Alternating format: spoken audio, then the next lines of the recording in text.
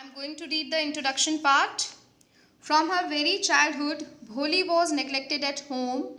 Why did her teacher take special interest in her? Did Bholi measure up to her teacher's expectation?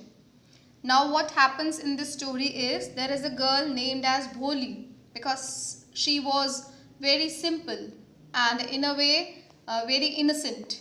She could not get the things properly, and there were many things about the girl which we'll come to know when we read the chapter. There are many things about the girl, but here a teacher comes to meet her, and after reading this chapter we'll come to know did Bholi measure up to her teacher's expectation.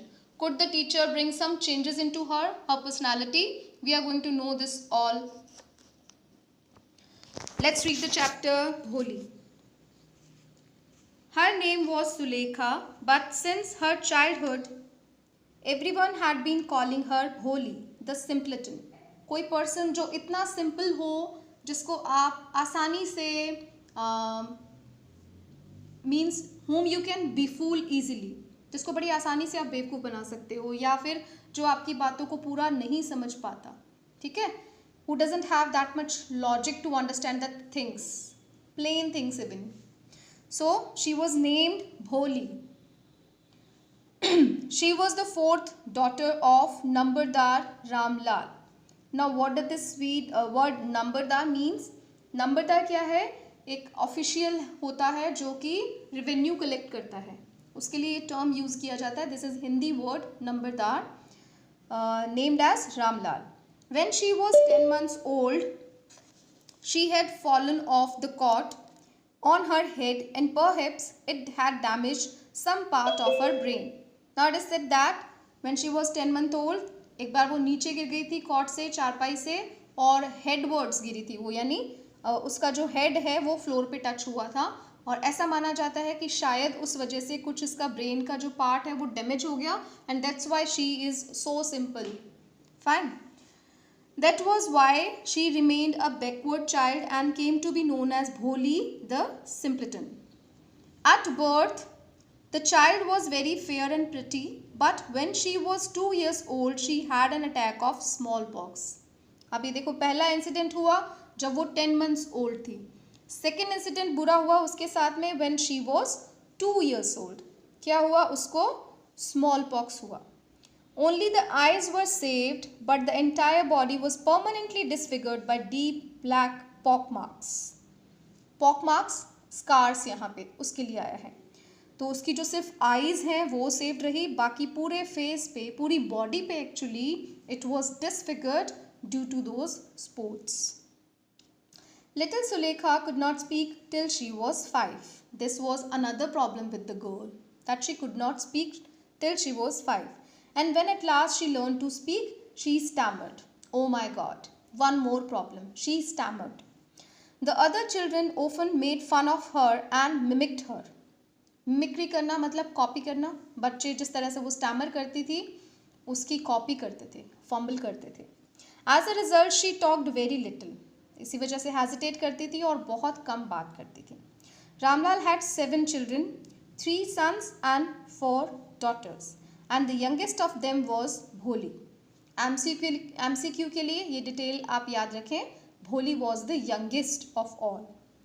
It was a prosperous farmer's household and there was plenty to eat and drink. जैसे हमने देखा कि ये नंबरदार थे, so it was a prosperous house and there was plenty to eat and drink. All the children except Bholi was healthy and strong. अब सिर्फ भोली थी जो मतलब जिसका हेल्थ जो है वो इतना अच्छा नहीं था, बाकी सब बच्चे हेल्दी और स्ट्रॉन्ग थे. The sons had been sent to the city to study in schools and later in colleges. अब देखो सन और डॉटर का जो डिफरेंस रखते हैं लोग वो यहाँ पे भी है. जो विलेजेस में होता है, रूरल एरियाज़ में होता है, आज काफ़ी कम है लेकिन अभी भी है. तो इस घर के भी बेटों को तो बाहर भेजा गया पढ़ने के लिए. Of the daughters, Radha the eldest had already been married. अब डॉटर्स के बारे में बताया है. Eldest one named as Radha, she was married. The second daughter Mangala's marriage had also been settled, and when that was done, Ramlal would think of the third, Champa. They were good looking, healthy girls and it was not difficult to find bridegrooms from them. मतलब उनके लिए bridegroom ढूंढना easy था because they were very good looking and healthy girls. But Ramlal was worried about Bholi. She had neither good looks and no intelligence. Good looks नहीं थी, scars भी थे face पे, and she was so innocent. Bholi थी वो, तो ये जो इंटेलिजेंस उसमें नहीं थी, इसके लिए भी उसके फादर बहुत वरीड थे. Bholi was 7 years old when Mangala was married. The same year, a primary school for girls was opened in their village. The Tehsildar Sahib came to perform its opening ceremony. He said to Ramlal, "As a revenue official, you are the representative of the government in the village, and you must set an example to the villagers. You must send your daughters to school." अब क्या है कि एक primary school open हुआ है उनके village में, जिसका इनॉग्रेशन या ओपनिंग सेरेमनी वहाँ के तहसीलदार ने की है. और वो रामलाल से ये बोलते हैं, भोली के फादर से, कि क्योंकि आप रेवेन्यू ऑफिशियल हो, आप रिप्रेजेंट कर रहे हो गवर्नमेंट को, तो अगर आप ये अच्छा स्टेप उठाएंगे, अपनी डॉटर को स्कूल भेजेंगे, तो डेफिनेटली दूसरों के लिए एक एग्जाम्पल सेट हो जाएगा. सो आप अपनी डॉटर्स को स्कूल भेजें. That night, when Ramlal consulted his wife, she cried, "Are you crazy? If girls go to school, who will marry them?" ये वो थॉट है जो हम ये समझते हैं कि पास्ट में कहीं गायब हो गई, आज नहीं है, लेकिन फिर भी आज जो डीप रूटेड रूरल एरियाज़ हैं वहाँ पे ये चीज़ें आज भी प्रेवलेंट हैं. ठीक है, तो उसकी मदर का भी यही रिएक्शन था कि अगर गर्ल्स स्कूल जाएंगी तो उनसे शादी कौन करेगा. Means they should learn everything by sitting at home, doing the house hold chores and many more things. So, but Ramlal had not the courage to disobey the Tehsildar. At last his wife said, "I will tell you what to do. Send Bholi to school. As it is, there is little chance for her getting married. With an ugly face and lack of sense. Let the teachers at school worry about her." अब उसकी mother जो तहसीलदार ने जो बोला, उसको डिसऑबे करने का करेज रामलाल के पास में नहीं था. तो इसलिए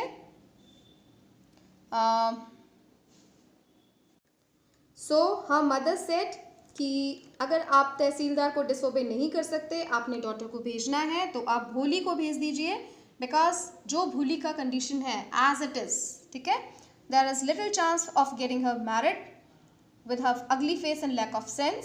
सो अब उसका जो फ्यूचर है उसकी चिंता उसके टीचर्स को करने दो. ठीक है. Then the next day Ramlal caught Bholi by the hand and said, "Come with me, I will take you to school." Bholi was frightened. Next day Ramlal उसको जब ले जाने लगे स्कूल, भोली बहुत डर गई थी.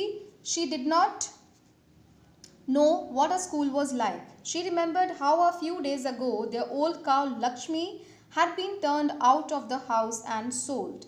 अब उसने स्कूल तो कभी देखा नहीं था, लेकिन उसको अपनी एक ओल्ड काउ लक्ष्मी, जिसको कुछ दिन पहले घर से इसी तरह ले जाया गया था और फिर उसको इट वॉज सोल्ड, तो उसको लग रहा है कि मुझे भी ऐसा कुछ मेरे साथ भी होगा. So she was very much frightened. Now she is stammering and saying a no. She shouted in terror, pulled her hand away from her father's grip. Father की ग्रिप से हैंड को अवे करने की कोशिश कर रही है. "What's the matter with you, you fool?" shouted Ramlal. "I am only taking you to school." Then he told his wife, "Let her wear some decent clothes today, or else will the teachers and the other school girls think of us when they see her." अब उसके जो father हैं वो बोलते हैं कि इसको कुछ डिसेंट मतलब कुछ अच्छे कपड़े पहना दें आज, और नहीं तो फिर स्कूल में टीचर्स या दूसरे बच्चे जो हैं वो जब इसको देखेंगे तो हमारे बारे में क्या सोचेंगे. New clothes had never been made for Bholi. Bholi के लिए कभी नए कपड़े नहीं मिले थे घर पे उसको. The old dresses of her sisters were passed on to her. No one cared to mend or wash her clothes. उसके clothes को mend करना, repair करना या फिर wash करना, इसकी भी कोई चिंता नहीं करता था. Means she was uncared completely. But today she was lucky to receive a clean dress which had shrunk after many washings and no longer fitted Champa. Dress मिली है उसे चंपा की, अगेन है तो सिस्टर की, लेकिन ये उतनी टॉन वॉन नहीं है, ये सिर्फ श्रिंक हो गई है वॉशिंग्स के बाद में और उसको फिट नहीं आ रही है चंपा को, इसलिए उसको मिल गई है. She was even bath and oil was rub into her dry and matted hair. Matted means entangled, उलझे हुए, जो रूखे और उलझे हुए बाल होते हैं. सो अब पहली बार उसको अच्छे से लेके बेदिंग करवाया गया और उसके बालों में ऑयलिंग की गई. Only then did she begin to believe that she was being taken to a place better than her home. अब उसको लगा कि उसको इतना अच्छे से रेडी किया जा रहा है, means she is going to some better place then her on home. When they reached the school, the children were already in their classrooms. बच्चे क्लासेस में ऑलरेडी थे. Ramlal handed over his daughter to the headmistress. Left alone, the poor girl looked about her with fear-laden eyes. Fear-laden मतलब डर से भरी हुई आंखों से उसने चारों तरफ देखा. When she was left alone with the headmistress there. There were several rooms, and in each room girls like her squatted on mats, reading from books or writing on slates. School में क्या होता है, classrooms होते हैं जहाँ पे बच्चे बैठे होते हैं. विलेज स्कूल था तो वहाँ पे उसी की तरह की कुछ गर्ल्स जो हैं वो स्क्वाटेड मतलब लेग्स फोल्ड करके, जिसको पालथी लगाना भी बोलते हैं, वैसे बैठी हुई थी मैट्स पे.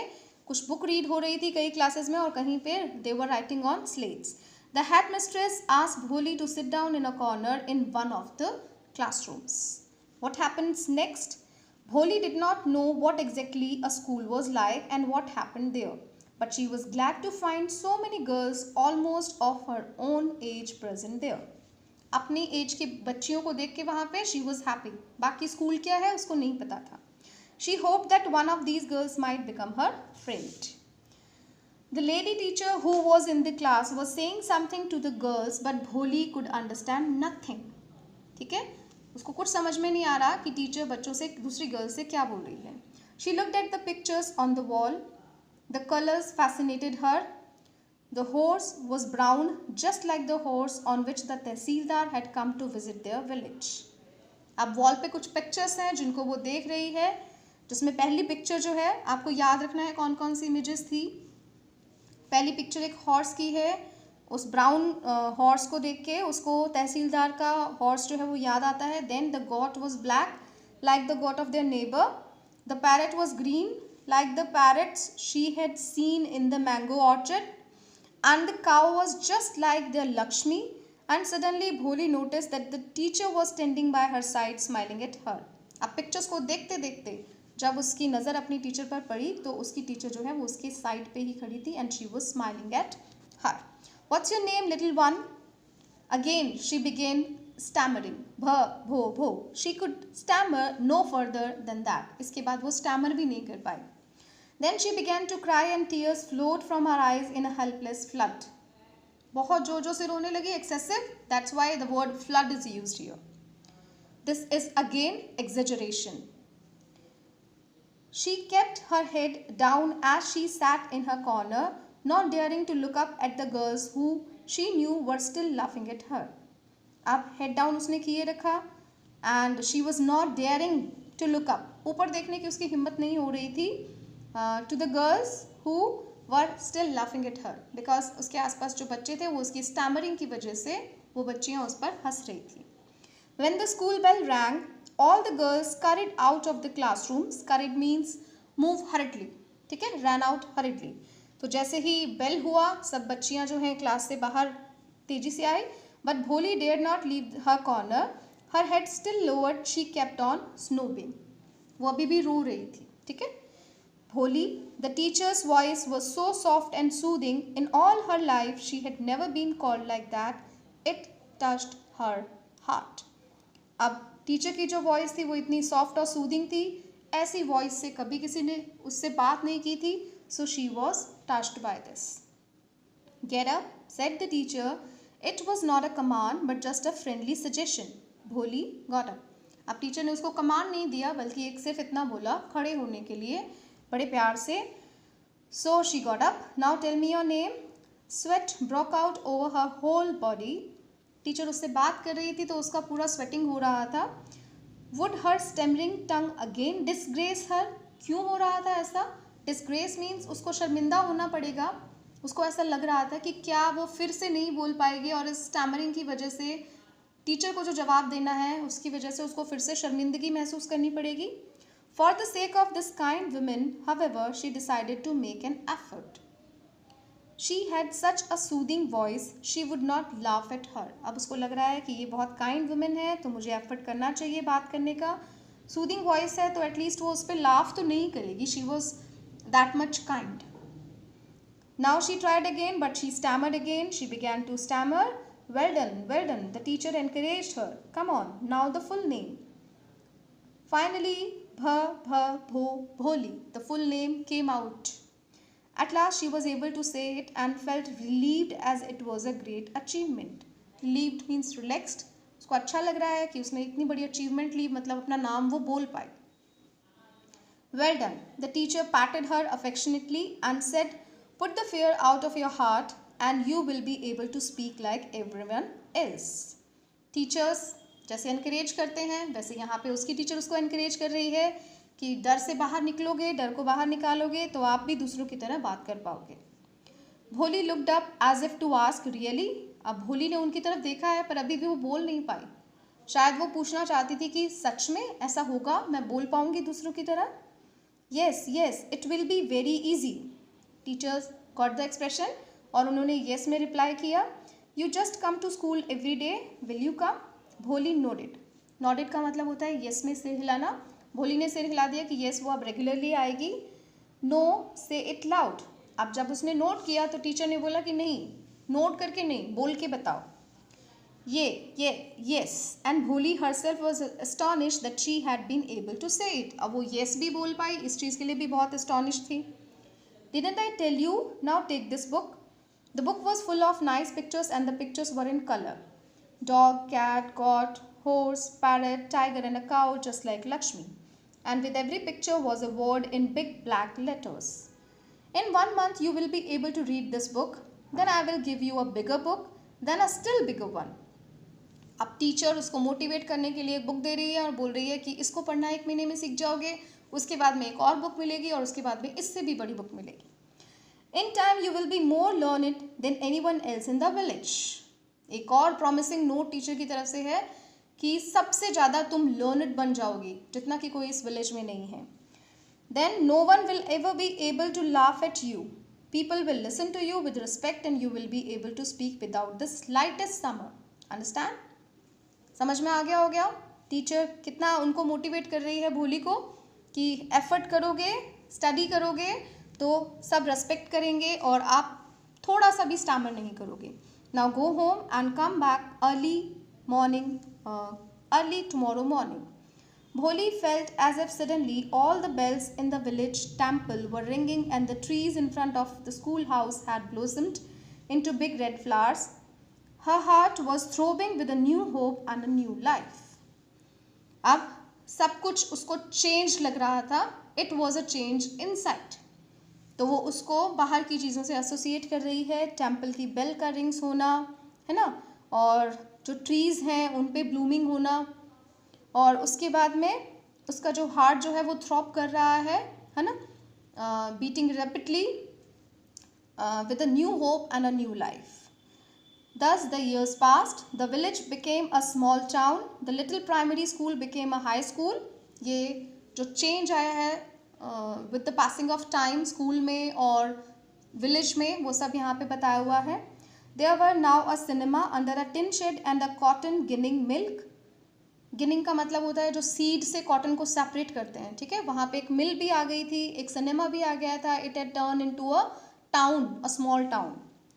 The mail train began to stop at their railway station. Railway station halt करने लग गया. रेलवे जो स्टेशन है उनके विलेज में ट्रेन जो है वहाँ पे हॉल्ट करने लगी थी, रुकने लगी थी उनके स्टेशन पे. One night after dinner, Ramlal said to his wife, "Then shall I accept Bishambar's proposal?" Yes, certainly, his wife said. Bholi will be lucky to get such a well-to-do bridegroom. अब ये बिशंबर कौन है? ये भोली के लिए जो उन्होंने कुछ कहीं से प्रपोजल आया है मैरिज के लिए. द नेम इज़ बिशंबर, है ना. तो उसके पेरेंट्स आपस में बात कर रहे हैं कि उस प्रपोजल को एक्सेप्ट कर लेना चाहिए. देन मदर सेज कि भोली बहुत लकी है कि इतना अच्छा ब्राइडग्रूम उसको मिल रहा है. A big shop, a house of his own, and I hear several thousand in the bank. Moreover, he is not asking for dowry. Dowry क्या है? दहेज बोलते हैं जिसे हम सबको पता है. तो वो बहुत खुश हैं कि ऐसा कुछ नहीं है उसके केस में. That's right, but he is not so young, you know, almost the same age as I am. अब ही यहाँ पे बिशंबर है और उसके फादर ये कह रहे हैं कि बिशंबर जो है वो यंग नहीं है, वो मेरी ही एज का है। And he also limps. Limping क्या होता है? When you can not walk properly. ठीक है। So moreover the children from his first wife are quite grown up. देखो कैसा ब्राइडग्रूम ढूंढा है अपनी बेटी के लिए।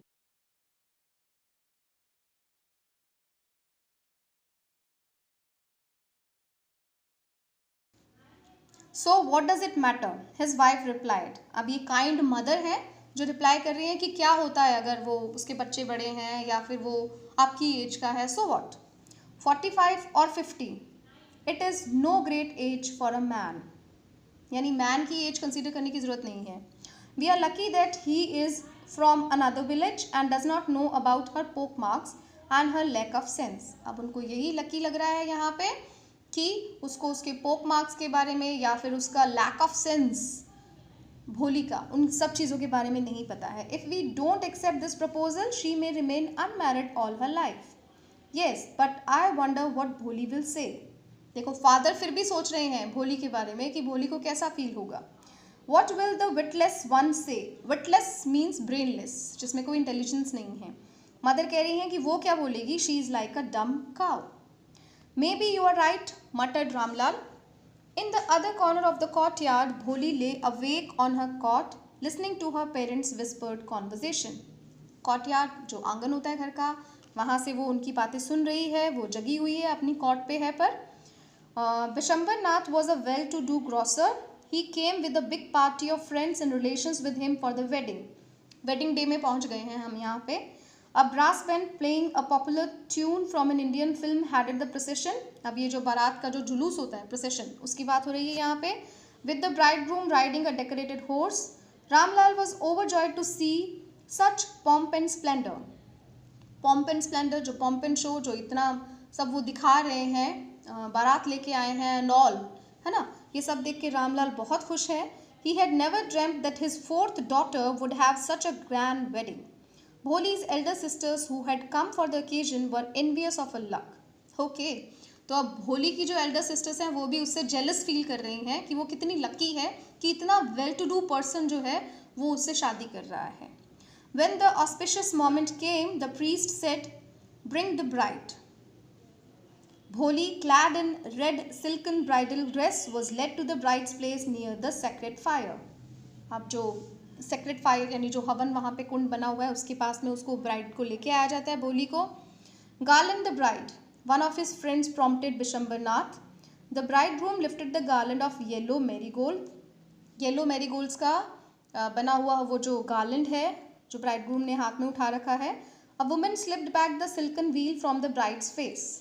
अब भोली के फेस से जो उसका व्हील है, घूंघट जो है, उसको हटा दिया गया। Bishambar took a quick glance. The garland remained poised in his hands. वहीं पे उसका हाथ रुक गया। ठीक है। The bride slowly pulled down the veil over her face. और फिर भोली ने भी अपना फेस का जो व्हील था, घूंघट था, उसको वापस पुल डाउन कर लिया। Have you seen her? Said Bishambhar to the friend next to him. She has poke marks on her face. क्या कहा बिशंबर ने? समझ गए आप सब? Maybe, sorry. So what? You are not young either. अब उसने जब पोक मार्क्स के लिए ऑब्जेक्शन किया तो उसके फ्रेंड ने बोला कि आप भी तो यंग नहीं हो, क्या फ़र्क पड़ता है। Maybe, but if I am to marry her, her father must give me 5,000 rupees. अब खुद भले एज कुछ भी है लेकिन अगर बेटी के पोक मार्क्स हैं, उससे शादी करनी है तो इनको 5,000 रुपीज़ चाहिए। Ramlal went and placed his turban his honour at Bishamber's feet. Turban जो है वो ऑनर माना जाता है हर किसी के लिए, कोई भी रीजन हो। तो यहाँ पे रामलाल ने अपना जो टर्बन है वो उसके फीट में रख दिया। Means in a way he was begging for the marriage. Do not humiliate me, so take 2,000 rupees. तो वो 2,000 देने के लिए उनको कन्विंस करने की कोशिश कर रहे हैं भोली के फादर। नो, 5,000 और we go back, keep your daughter. Be a little considerate, considerate means kind. तो उसके फादर बोल रहे हैं कि कुछ काइंडनेस शो करो please. If you go back I can never show my face in the village. Then out with 5,000, मतलब फिर 5,000 निकालो। Tears streaming down his face, Ramlal went in, opened the safe and counted out the notes. He placed the bundle at bridegroom's feet. वो पैसे उसके feet में रख दिए रामलाल ने। On Bishamber's greedy face appeared a triumphant smile. Triumphant means winning. अब उसका जो ग्रीडी फेस है उस पर एक विनिंग स्माइल आ जाती है. He had gambled and one. अब उसने ये गैम्बल गेम खेला और वो जीत गया. उसको 5,000 रुपीज़ मिल गए. Give me the garland, he announced. Now he was ready for the marriage. Once again the veil was slipped back from the bride's face, but this time her eyes were not downcast. Downcast मतलब नीचे झुकी हुई. अब bride के face से फिर से घूंघट को हटाया गया, लेकिन इस टाइम वो नीचे नहीं देख रही थी. She was looking up, looking straight at her prospective husband. Prospective means जिसको हम बोलते हैं to be. ठीक है,